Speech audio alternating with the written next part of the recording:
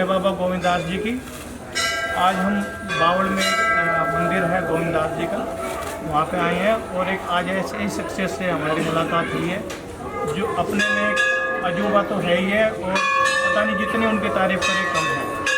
तो हम चाहेंगे उनसे रूबरू होना और अपने खुद ही परिचय देंगे। महाराज जो अभी गोविंददास जी के गद्दे में विराजमान है। जी महाराज जी।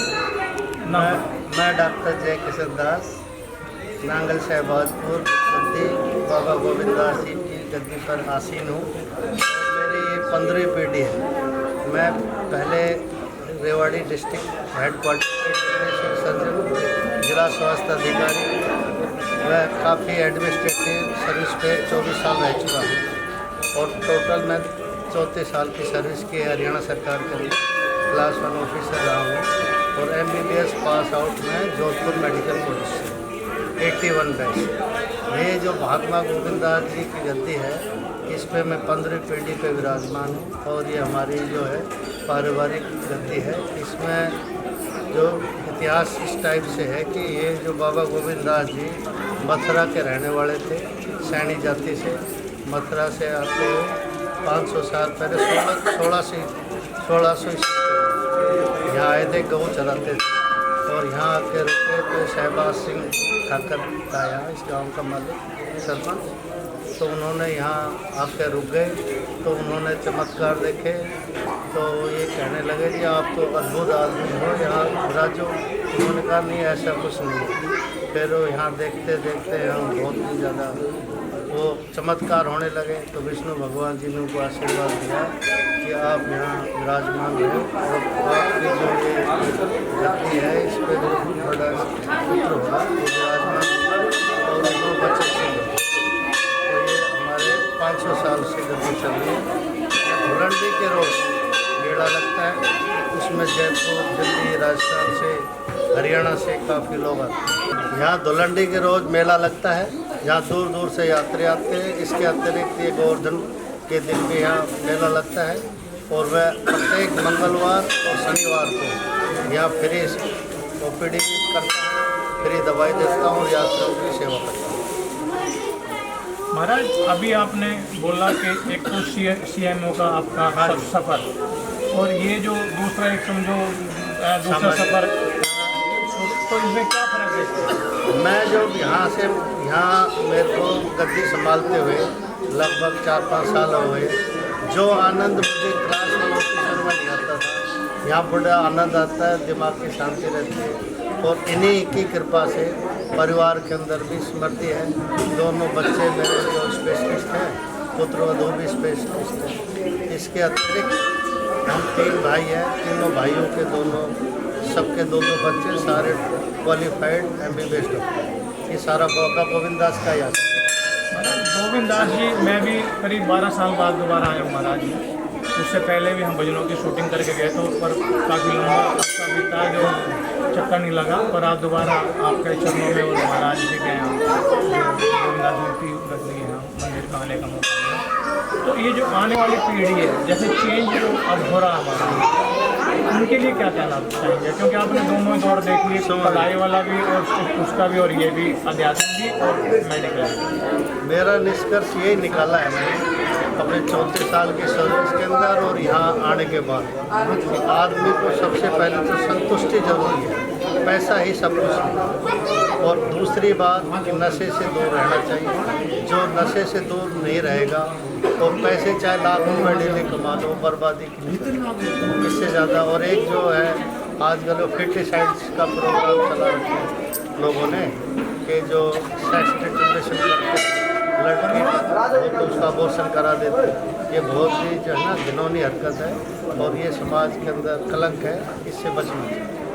देखो महाराज कलंक तो है, ये आप भी मानते हैं और हम भी मानते हैं, लेकिन ये कौन से मंच से कौन सा मंच ठीक रहेगा ये जो मैसेज क्लियर जाए और बढ़िया जाए? एक तो आपकी गद्दी का हो गया, यहाँ जो भी आए यहाँ से मैसेज बढ़िया जाए। इसके अलावा मैं इसके अतिरिक्त जब मैं जिला स्वास्थ्य अधिकारी रेवाड़ी था और PNDT ऑफिसर था, मैं जितने भी बड़े बड़े नर्सिंग होम है रेवाड़ी के अंदर सभी के ऊपर PNDT एक्ट के अंदर केस दायर किए हुए और वो कोर्ट से इसको सजा भी हुई और कुछ बरी भी। इतना ही नहीं, मैं साहिबाबाद वहाँ से भी अल्ट्रासाउंड मशीन और डॉक्टर मलिक थे 2016-17 के अंदर, उनको भी हम अरेस्ट कर दिया। तो मेरा तो शुरू से ही ये जो काम है, और अभी भी मैं जो पब्लिक आती है तो उनको यही कहता हूँ कि लड़की का अबॉर्शन कराना बहुत गलत है। इसके बगैर तो संसार चल ही नहीं सकता। लड़की तो एक होना ही चाहिए पर ये गलत नहीं। हाँ, वो तो आपने कहा कि भी ठीक है, मैसेज एक तो जुडिशल का हो गया, जो आपने सजा दिलवाई, केस करे, हाँ उनको नोटिस दिए, उससे अलग एक धारणा ऐसी नहीं बने हमारी जो घर में, परिवार में, सामाजिक में, मोहल्ले में जो छोटे स्तर से शुरू हो, उसकी बात कर रहे हैं। वो तो ठीक है, कानून बने हुए हैं, कानून में 1000 केस होते हैं जिसमें से 4-5 को सज़ा मिलती है, बाकी तो सब ऐसे निकल जाते हैं। बात उसकी करना चाह रहे हैं। ये तो सबको अपना जो है ना विचार ही बदलना पड़ेगा कि इस टाइप का काम नहीं करना चाहिए, क्योंकि रेशो भी कम हो रहा है मेल फीमेल का, और फिर जो ऐसे ही चलता रहा तो फिर लड़कों की शादी करना चाहिए। सोच बदलनी पड़ेगी, बिना सोच बदलने के लिए फिर एजुकेशन है। एजुकेशन जो बढ़ रहा है लोगों की सोच नहीं, एजुकेशन तो ठीक है, पर जो हमारा एजुकेशन जो ढांचा है वो भी इतना अब तक कारगर साबित नहीं हुआ इन मामलों में, क्योंकि कहीं ना कहीं हमें धर्म का या गद्दी का कहीं वहाँ का सहारा लेना पड़ता है। अगर एजुकेशन हमारी शुरू से सिखाया जाए हमें स्कूल से ही, वो भी नहीं हो रहा है। मैं तो एज ए महंत बाबा गोविंद दास की एज ए डॉक्टर सबको यही एडवाइज करता हूँ, हर एक मंगलवार शनिवार को दूर से यात्री आते हैं तो यही समझाता हूँ कि लड़के लड़की में कोई भेद नहीं और ऐसा काम ना करें तो भगवान का आशीर्वाद होगा। तो परिवार के अंदर एक लड़की को होना होगा, ये मैं अपनी तरफ से। और दूसरा जो मुख्य कारण है नशे के लिए मैं कहता हूँ नशा नहीं करना, कोई मैं पॉजिटिव सोच रखता हूँ। समय तो बदलता जाता है, वैसे वैसे ये लोग आदमी ने अपना सही विचार रखना, थोड़ी कमाई होती है उससे भी करती है तो संतोष रखना चाहिए। जी मैम जी, एक तो ये आपने जो हमारी कन्या की बात की है, वही कन्या का हमारे सेव गर्ल्स वगैरह जो सेव इनका हमारा नारा भी चल रहा होता भी, एक ना उससे अलग चीज़ एक सबसे बड़ी हमारे यहाँ मतलब एक तरीके का बम हाथ में आ गया मोबाइल, क्योंकि एक मैन की गद्दे बैठे हुए हैं मान लो, ये इसका क्या मतलब हो सकता है कि कम से कम यूज हो, क्योंकि इस टाइम जो देखने में आ रहे हैं ना बहुत ही गलत इफेक्ट देखने बच्चों में, बड़ों में मोबाइल की तरफ जो झुकाव पीढ़ी को होता है। इसका सबसे ज़्यादा बच्चों में भी है, पेरेंट्स में भी है। जब पेरेंट्स ही करेंगे मोबाइल का ज़्यादा ही तो बच्चे तो करेंगे। इससे सबसे बढ़िया ये कि बच्चों को टाइम देना चाहिए।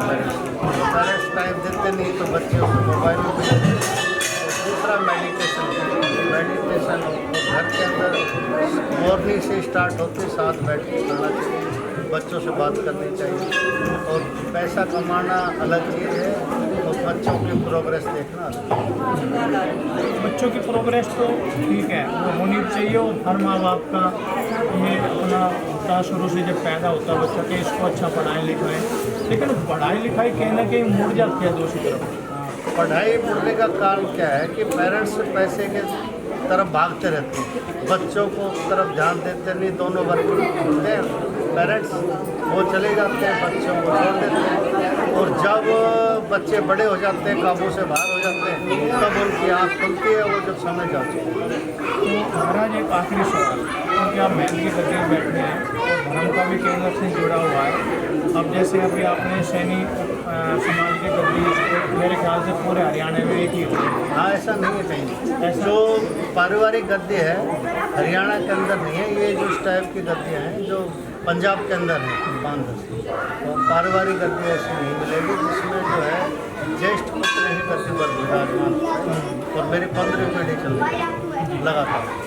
तो मैं तो यही मैसेज देता हूँ कि आप अपने आदमी को कमाने के तो बहुत सारे, कमाना अच्छे काम करके कमाना चाहिए। कमाने के तो बहुत तरीके हैं, पर अच्छे काम करके कमाते हैं, संतोष रखते हैं, वही फलीभूत होते हैं परिवार में। अदरवाइज गलत काम करके पैसा कमाओगे, बच्चे कभी प्रोग्रेस नहीं कर सकते, घर में शांति नहीं रहेगी।